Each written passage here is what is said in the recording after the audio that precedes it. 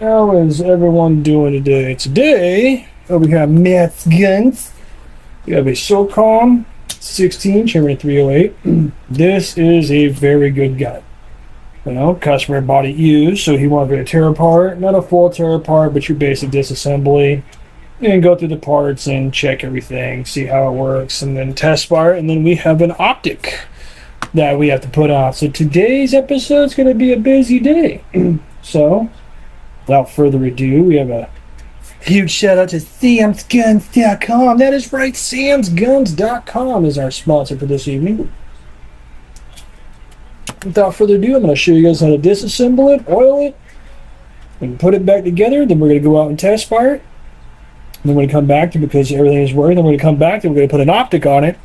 And then turn around and test fire it again to make sure the optic is clear for the casing to eject. So, let's go ahead and get started. What you're going to want to do first, flip your gun upside down. Well, actually, what you want to do first is make sure it's cleared. I already did, but make sure you guys do the same thing. Magazine is out and clear. What you want to do is flip your gun upside down, because this right here is your locking mechanism that holds this to the stock. And what I like to do, if I find it, I take a little punch, just like so, and coming back here and pull. The reason why is because it's right up in here is a little hook. So I'm going to put that in. I'm going to pull to where it's all the way open. I'm going to pull straight up.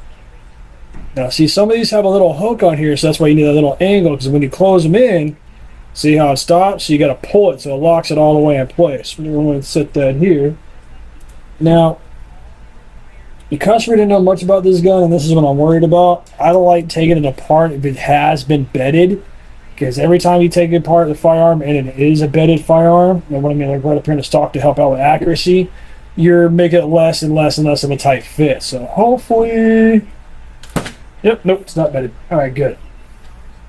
Good. We are not bedded. That fell way too easily. So, now that we have the trigger assembly out, now we need to get the recoil spring out. Now, what we want to do, we'll take it apart, the recoil spring right up in here is your little recoil spring area. Pull it back a little bit to get some weight off of here. So you can just move it just a smidge so there's nothing on there, and then you're going to push your little pin. I might have a little bit too much. There we go. There, and you're just going to slowly lift up. Make sure you hold on tight though, because you got a lot of spring that fits in this little tube right there. So you're going to have a lot of spring tension. I'm going to separate those two, get those out of the way, and close that back up. And then we're going to flip her right on over. Right around here is where you want to take your time to take apart, you know, the slide and the bolt that, you know, have a rock back and forth. Now, when you do so, you want to pull it back. Right when you're slowly getting to the back end, you want to start slowly, just go ahead and start lifting up a little bit. You do got to play with it a little bit. I'm an up and out area. The reason why I say you have to play with it a little bit, because it is a pain. There we go. Pull up. You don't want to twist. Just gently slide out the rod, because you are connected to this little bearing. And the reason why you want to pull up and slowly do that is, you see that's our groove that fits up in here, and right up in here in this spot's what helps us lock it back in place. That's why you want to take your time. Again, now we're going to push the bolt forward. Now pulling the bolt out, you want to take your time as well. You don't want to damage your bolt or anything like that at all. So just take your time, wiggle it around and stuff to get her out, because it is easy. You just don't want to cause any damage. And there we go.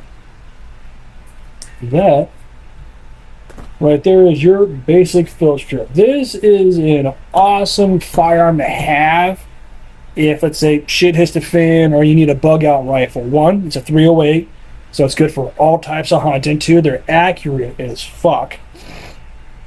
And three, as you could see, it's so simple to break down, to clean, and maintain.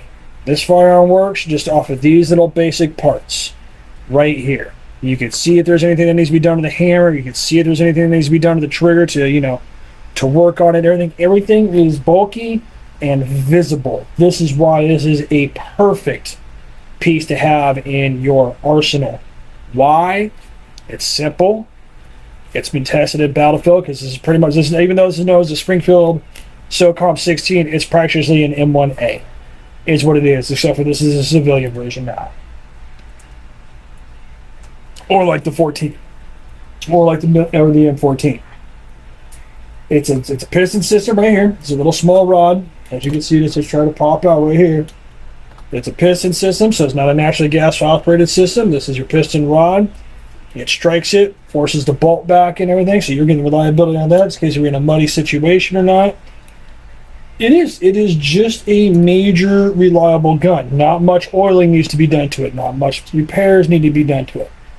But from tearing apart from what I can tell, though, it has been shot, but dry shot. And that's where you start getting issues. You do not want to shoot a gun without lube. It is still a machine, and it still needs oil. So, without further ado, I'm going to play some music for y'all. I'm going to clean this bad boy, oil it, and then we'll come back together and we'll reassemble it. And then we're going to take it out to the range and test fire it. Make sure everything's still working all good. Then we're going to come back in, put an optic on, which I'm going to show you guys how we're going to do that as well. And steps and procedures to put on your own optics in the future as well. So let's go ahead and get started. I hope you guys enjoyed the music that I chose for y'all and everything. And I'm going to go ahead and get all my cleaning stuff ready to go. And then we are going to go ahead and get started.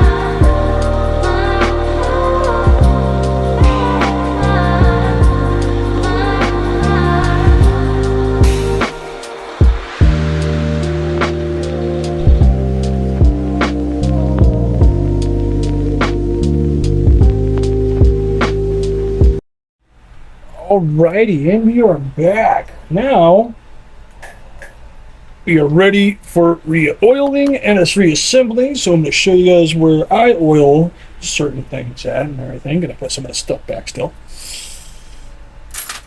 Alright. So there's you want to look at first. We're actually going to work on something first. The reason why when I do an inspection on a gun, I'm cleaning it at the same time is because when you're cleaning it, you're supposed to look at everything. Well, I have a little burr. Yeah. There you go.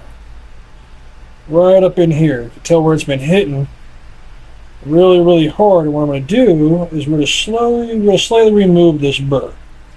I'll mark it for the customer to let him know that he had a burr, so we'll make sure that's in the paperwork. But we're going to remove it slightly. It really doesn't play any issue on the firearm at all. It's just part of the slide. And what's happening, it's hitting pretty freaking hard, so we might need to let him know that he might need a stronger recoil spring, or it might be something else. But for right now, we're just going to remove this burr. And no, it doesn't look like much, and a lot of people are probably out there like, oh, well, if it's just so tiny, why use it? Well, it can turn into something in the future. You just don't know yet. That's why we are already getting ahead of it.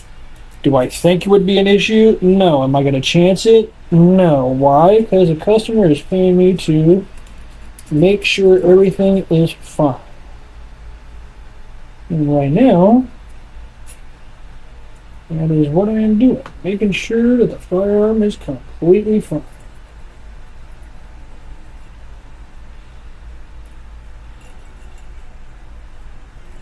So, got that extra on there. And that burr is gone. Alright, awesome. Now, let's go ahead and get to oiling and reassembling. Now, usually you could use a regular oil, regular gun oil and stuff on this. On this gun, though, this is probably his bug out gun, and he just didn't want to tell me. I'm going to actually use military grease on this one. That is what I'm going to do on this one because it's a very open gun. I'd rather use more of a grease, a little bit more of an oil-based grease than just straight oil because it's a very open firearm. As you can see, open pieces, very easy to disassemble with very few pieces.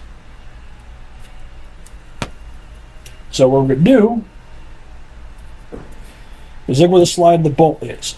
So we know it's in the grooves in here, and it rides a rail right up in here. That's what this bearing is for. And also look at your bolt. Now the reason why I say that is because we're looking for wear. See how there's a lot of wear on here? I'm trying to see if there's any major wear that's up on here on the rail, the bolt rail as well. You see where we need to put a little extra grease on. The reason why we're getting that wear is because that's where a lot of it's hitting, a lot of friction is hitting. And I don't mean like up front right here because where the bolt hits, it stops. You're going to see stuff like that. But that's why you want to look at the side of your bolts. Because see, we see the color is blued. But if you look over here, we got shiny and shiny. So what we're going to do is add a little extra oil than usual on there so we can also get it to move nice and smooth and help reduce the heat of friction. That's why we oil it. It's because of friction. Friction's a lot, depending on how fast you want to pull that trigger. So I'm just going to put a little dab in here, a couple of spots. I take my Q-tip. Because whatever I don't need, the Q-tip will soak up and just move this bad boy on the other side. Get them all nice and moved around. And everything. And what I'm going to do is I'm going to take a little small dab of it. I put it right up on the railing of it here, right here, because remember this is where the bolt also rides on. So right now, we have greased two spots. Right up here on the line, right up here where the bearing rolls up on it. So now, we're ready to pull our trigger and hammer and firing pin assembly back in. Take your time. Please take your time when you do this. It's not a rush. Don't try and hurry up and force it back in. There's no need for it. know it needs to come in at an angle and it needs to go out at an angle. So take your time and find that angle that it needs to be in. Because that's all it is just taking your time. Bam. Now just move your bolt around a couple of times to make sure that is exactly nice and smooth how we want to feel it. Now, we're still not done oiling. This is our next spot for oiling, because remember, right here is our rod that also stays within the groove to help guide everything back. So what we're going to do is do what you did last time. A couple of drops out. I'm going to move it all around here. And the reason why I like using a Q-tip is because sometimes if I have too much oil, the Q-tip will suck up a lot. And do have this bearing back just a bit. Slide this in the back position because it needs to be the back position anyway when we put this together. I'm going to use whatever extra grease I have and lube it up right up in here. I don't need to lube it up on the bar either because it doesn't rub on the bar. But I am going to lube this little spot right here because I can tell it's been taking a lot of wear, and that's what I mean by a lot of wear. Right here is what fits right into the groove to help with the slide, and it locks in place so it doesn't pop out and shoot you. It just pops in, locks, and now it's locked in place, and it's like a feed ramp, just like how your handguns are and everything like that. You have that feed ramp. I mean, not the feed ramp, the rail ramp. So right here, all that shininess. Put a little more extra on top of it. You get just a little extra, even though I have extra right on here. It's always good to have extra. Now, we're just going to take our time to get it into the right position. This is where it's going to get a smidge tricky.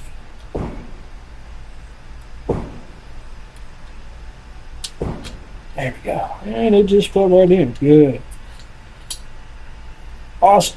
Once you have it loaded in, just go ahead and lift it up a little bit and hold it. Feel how it slides. Make sure everything is sliding perfectly. This is a good time to also check. Do you feel any drag? Do you feel, do you feel a burr possibly? Do you feel things? This is the time to fill out your firearm so you also know it and understand it better, because like I said, if shit ever hits the fan, you want to make sure you're ready to go, and this gun right here is a very good one to have. Now, we're going to put the recoil spring and recoil rod back in. Make sure your pin is pushed out. That's that little pin right here. This is what holds everything together, this little pin. So it slips right in here. Make sure that is out when you're trying to put this back together. This is also a great firearm. Makes very little oil needed or anything like that at all. Now what I want you to do is you're going to take apart, you're going to have a grip of the actual spring, not the rod, and slowly start having that spring get pushed in until you can use the rod that's already in there to take over. Now we're going to pull the spring just a little bit forward, just like how we took it apart. I'm going to push the rod right back in, and there we go. Ta-da! Now, let's check it again before we put it all back together.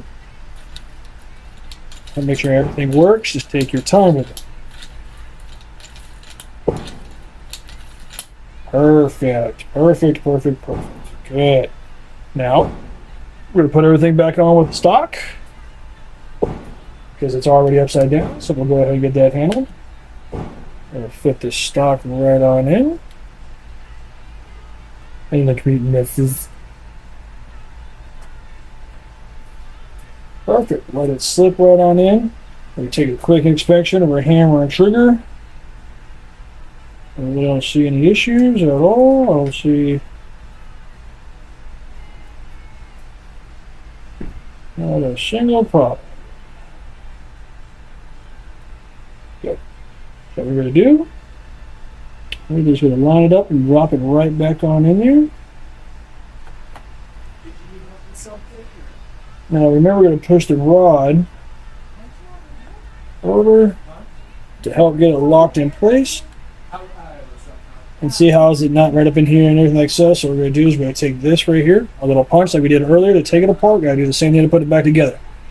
Because see how we push down? It's missing that notch. What we need to do is use it to stretch out the metal a little bit. You know, use your little metal stretcher. And there you go. Now, everything's all gravy. So now we have everything clean. All the parts look great. As I was cleaning them, everything was looking beautifully fine. So right now, let's go fire it, make sure everything else is working properly before we put the optic on, and I'll see you guys out in the range.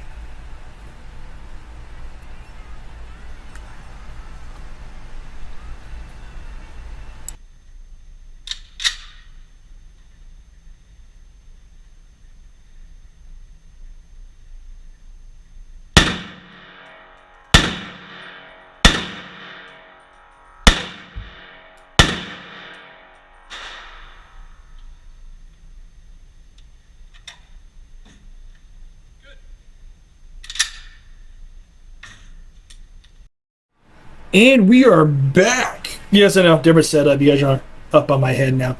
So what are we doing now is making sure we're going to put the optic on. Well, making sure, yeah, we're making sure, all right. No, we're going to put the optic on. Now, I have a little cheating jig here. I'm just going to hold on to the rifle and everything. Let's see how lucky I am right now. So what we want to do is make sure our rifle is leveled. Yeah, okay, gov. Oh, no way. I was that close. Just give it a little extra small tweak. Here we go. I'm not going to lie, that was the first time I have ever gotten this rifle that close to it. Alright, so now what we're going to do is put his optic on, and after his optic, we're not really going to zero it because our range is only 30 meters. But I do have another kit to try and zero it out to 100 meters. And we'll see if that works out. But for right now, we need to get it on there so he could use his optic. And what we need to do is after we get the optic, we gotta go back out to range and test fire it. Why is that, you ask? Well, you will see here in a second, because what's going to happen is that optic is going to sit right above the bolt. Right up in here in this area, in this little general facility. And what I'm going to need to do while we test fire it is to make sure that bolts ejecting casings properly and not bouncing off of the optic and have the casing drop back in and start creating issues for the firearm and for the customer. Yeah, I don't want that. So right now, I'm going ahead and get this up on there. Just going to take his lovely optic. And what we're going to do is set it and move it back a little bit. Try and get it centered in there, about right there, so he could have his little fingers get there. So what we're going to do first, before thread locking anything, I'm going to go ahead and drop a screw in here to get it to sit in place first, which is what I want. I know if some of you are like, oh, why aren't you like tight? Well, because I'm not ready to tighten everything down yet. I'm just getting everything to sit comfortably so I can see how it is going.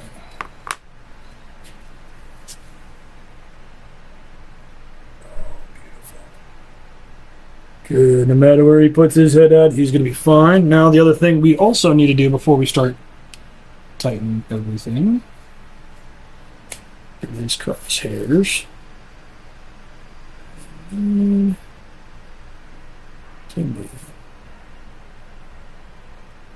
Oh, look at that. All right, so we're going to get this piece on there as well. But first, thread lock. Now, I like using red thread lock on almost all my firearms, especially if they're a high caliber, like this one is a 308. So yes, it is going to, oh god, excuse me, really kick. So right now, that's right, I said meow, right now. We're going to put a little droplets on each one. I mean, by a little drop it, I mean you do not need a lot. You really don't.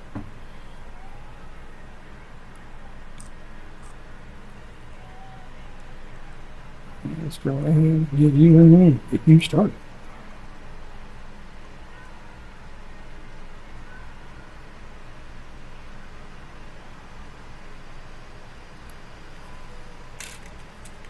I know some of you are probably saying, like, oh, why is it doing it this way? But this is where we need to go with the loop. Let me go ahead and get these all on there, and then we'll bring you guys back in. I hope you enjoy the music.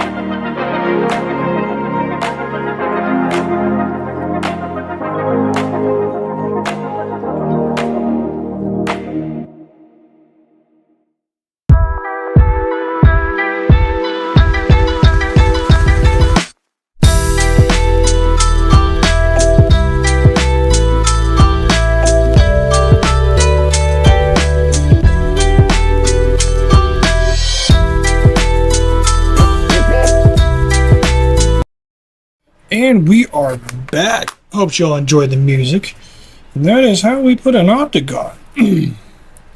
Thread lock, a couple of screws, then everything. But what we do need to do now is take it out for a test fire. Because I was saying earlier, as you could see, casings will be ejected out through here, and we do have an optic right there. So what we're going to do is make sure that it clears the optic. All the casings will clear the optic. It's not going to fucking hit it and then drop it back in to where it creates a feeding issue. Now, if you ever put on your optic on your own after you do thread lock and everything, you are going to want to wipe down the bottoms, the tops and the sides as well. And every time you do it, though, every time you try and get port to a Titan, make sure you check your level. Your level is your best friend. Always check to make sure everything is leveled. So when you're putting your optic on, as you were seeing earlier when I had it here, and I was coming out of the screw right here, and then it started creating, more of a tension. It was turning the actual optic. A good side note to do is a crisscross pattern. What I like to do is I'll start here, move over to here, then straight across, and then straight back. And I'll do that from time to time and fill with a tweak. No, I don't have a torque wrench, but I actually do go by off of feel. If I'll just take my finger, if I had to put a lot of strain on this finger right here, my ring finger, I know it's going to be more tighter than it needs to be. And sometimes I'll check with my pinky. It's usually just by feel by me. I don't have an inch wrench. I have a foot-pounds of torque wrench, but not by foot-pounds of inches. By inch-pounds, sorry. So, let's go ahead and head out to the range and shoot a couple rounds, shall we? Y'all ready? Let's go out there together. So I'll see you guys back out there here in a second.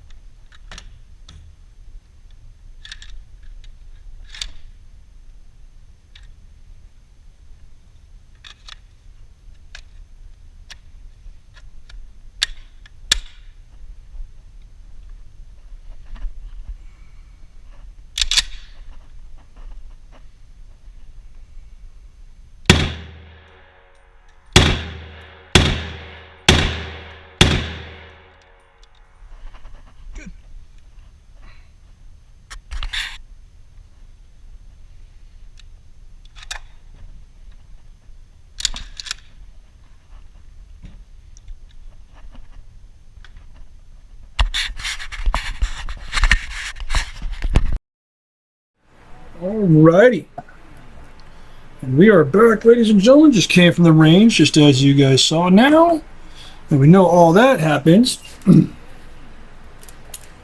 we know the casings don't hit the bottom of the railing of the bottom of the optic. So what we're going to do now is zero it out. And right now we gotta make sure that we are level yet again.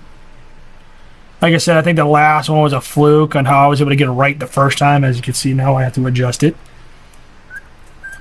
Got Wolverine hair going on here. I don't know what's on that way. Ooh, we got a far tilt over. So what we're going to do is really tilt it kind of hard. It stays right there. Awesome.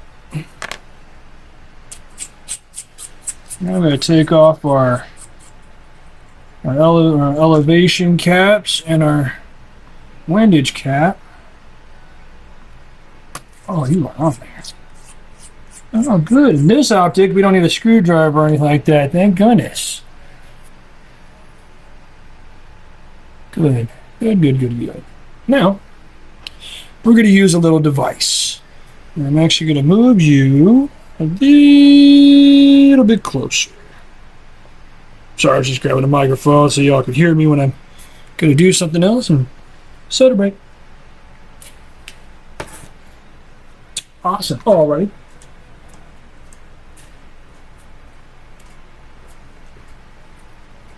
Now, what I have is this little device. Now, what this little device is from BSA helps you zero out your firearm. Doesn't help zero out all because it also depends on the height of your rings. If your rings, like these were 1-inch rings, how high they sit. This one has a 1-inch setup, so when it sits on the barrel, it is still 1 inch high, so it's in the center of that one. If it runs too low, I have another one where it's half of what this is right here, so I can still use the optic. But you still have some that will have a bigger rail, and then you put another 1-inch rail on it, 1-inch rings on it, kind of find out it's still too high. But luckily, I think we're going to be good. So what I did is I grabbed our 30 caliber rod. Gotta throw that bad boy in here. Get it all tightened up so I ain't going no wibbly wobbly. Make sure you never lose one of these things right here. It's a little copper thing. So it holds it into place. Feed it right in. Ta-da! Now, is extremely important.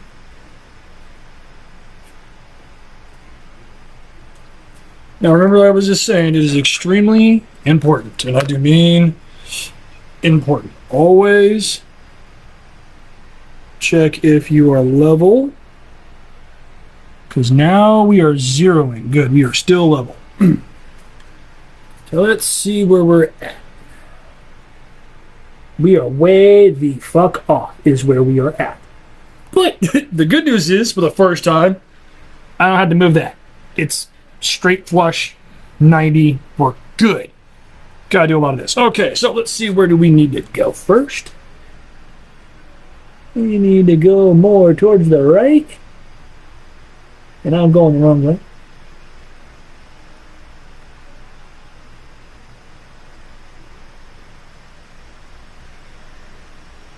And it looks like right about there.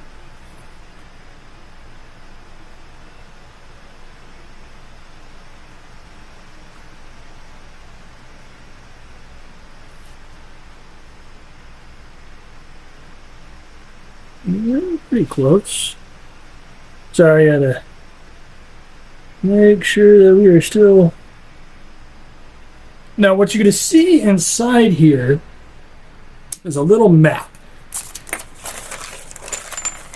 Just a little map area. It's going to have crosshairs in it, like a checkerboard.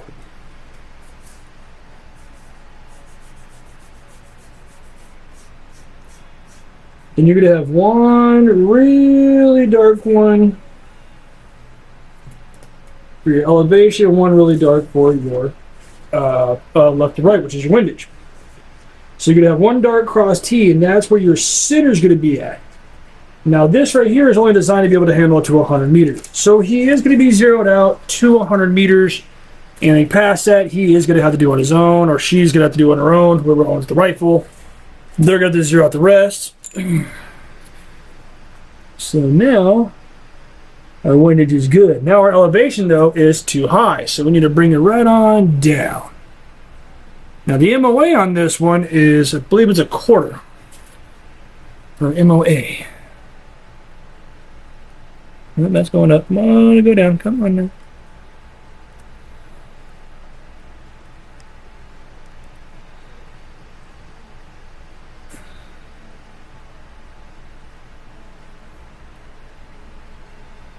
This is where it's going to get tricky for me. There we go.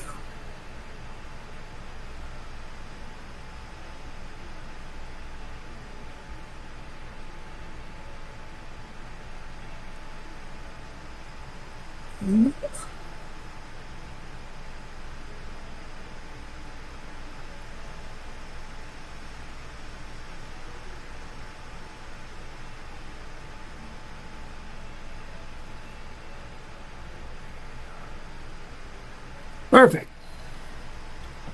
And that is where we need to be. Now he is zeroed out.